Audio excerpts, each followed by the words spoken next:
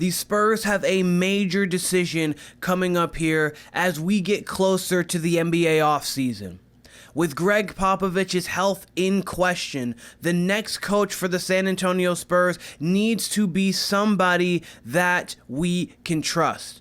And we do have someone, an article lays out a great candidate for that, and we're going to break that down here on Spurs Digest with your host, Keenan Warner. And if you guys haven't yet, make sure you guys take a Spurs moment to get every Spurs moment by hitting that subscribe button so you don't miss all the daily content we have coming for you. But before we get started here, we, Digest Media, have partnered with Hot Takes. We are kicking off a March Madness bracket for the channel. We have partnered with the Hot Takes app and other Digest channels for this event. It is completely free to sign up. Just download the Hot Takes app, find the Digest group to join the competition. This is really exciting as there are over $25,000 in prizes to be won. And since there are a much smaller pool of people participating, there is a real chance in winning big compared to other bracket challenges out there. Check out the link below or scan the QR code to download the app. And make sure you use the promo code DIGEST in all caps to get exclusive perks when signing up. Again, this is completely free to sign up and you have a serious chance to win big. And if there is any trouble, reach out to us with the email down below, and we are really excited to see you in this March Madness pool.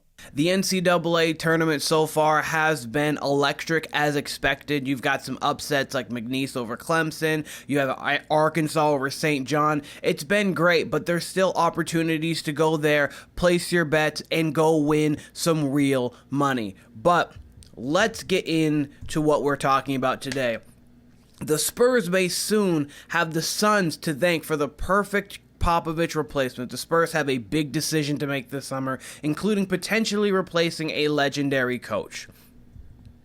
Less than a month remains in what is already a disastrous season for the San Antonio Spurs. They have seen stars Victor Wembanyama and De'Aaron Fox ruled out for the season, has had head coach Greg Popovich, who's missed most of the year after suffering a stroke. So there's been so many highs and lows going into the season. I thought the Spurs could get to 44 wins at least and get to the 7th or 8th seed in the playoffs.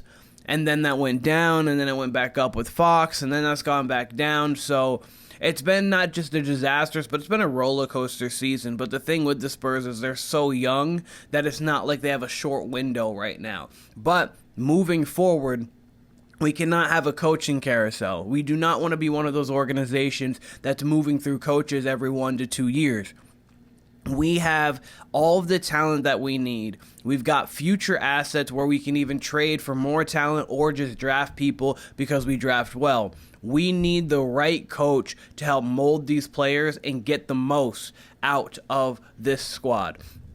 And with Pop at 76, there's serious questions whether he will return to coaching the Spurs next year. San Antonio has made do by having assistant coach Mitch Johnson serve as the interim, but he has had mixed success at best. That has caused for Spurs fans to wonder if they should look elsewhere for the new coach of the Spurs, even as he's made progress. He has made progress, and of course, it's very hard to just be thrusted into a position that you weren't even ready for.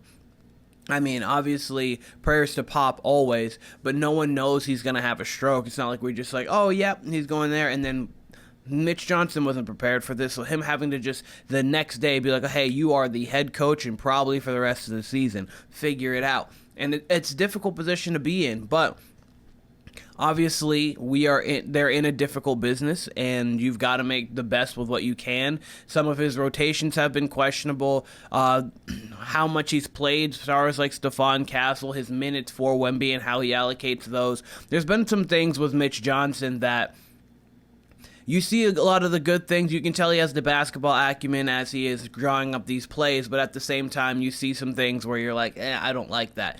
But if there's good options out there, which there's definitely chances that there will be, I would definitely explore those. Though Mitch Johnson has done it an okay job. At the top of the list should be the WNBA coach Becky Hammon. She coaches the Aces. They won back-to-back championships 2 and 3 years ago before the Liberty won it last year. She was with the Spurs for 5 years, and Becky Hammon has a great basketball acumen. She played in the W. She's done great things for the sport of basketball, not just women's, but for men's basketball. But she's under contract for 2 more years, and some coaches may be available to get rid of their contract, but she may still not be available this summer. And, I mean, the Aces are in a phenomenal position this year, as they were last year. You got Asia Wilson, the best player in the league. You got Jackie Young. You got Chelsea Gray, who just won the MVP in the playoffs for an unrivaled, and her team won. She was arguably the best player, her and Nafisa Collier. And then you've got in a situation where they just traded for Jewel Lloyd, traded out Kelsey Plum. So that team is in such a great spot that having her poach there, especially when her season's going on in the middle of the season, so like in the off season, her season's going to be going on, doesn't seem realistic. But the Spurs should hire another former assistant turned champion head coach. And that, however, former Spurs assistant coach who would be a perfect potential replacement for Greg Popovich, Phoenix Suns coach Mike Budenholzer. The Suns have ranked as one of the most disappointing teams. I don't think they're one of. I think they're the most disappointing team because the Sixers would be up there too, but with the Embiid injury fluctuating back and forth, Paul George being a little bit in and out of the lineup, they had Jeremy McCain, he got injured. I think that the Suns have been relatively healthy in comparison, and they haven't gotten it done. They just haven't gotten it done flatly. In the NBA, but with them currently being 9th in the Western Conference, heading towards an inevitable offseason teardown. Durant said he wants out. They would maybe try to get rid of Bradley Beal if he waives his no-trade clause, which is still the most ridiculous thing we've ever added in the contract in the NBA. And then they would just try to build around Devin Booker at this point. But I don't see Mike Budenholzer being there.